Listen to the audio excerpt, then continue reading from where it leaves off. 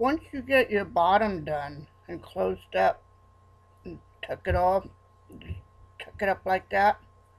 Take a you can take a piece of yarn or a stitch marker. I usually use a stitch marker, and you can mark the last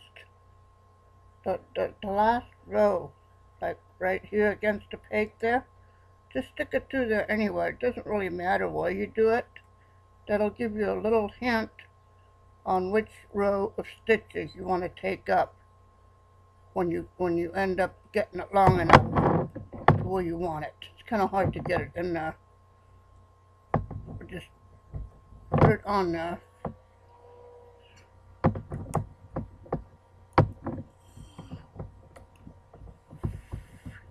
There we go. Just put it on a stitch, just like that, and leave it on there.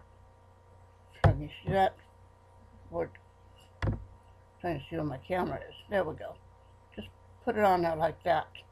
That'll show you the row that you want to pick up and put back on the pegs once you get the length you want.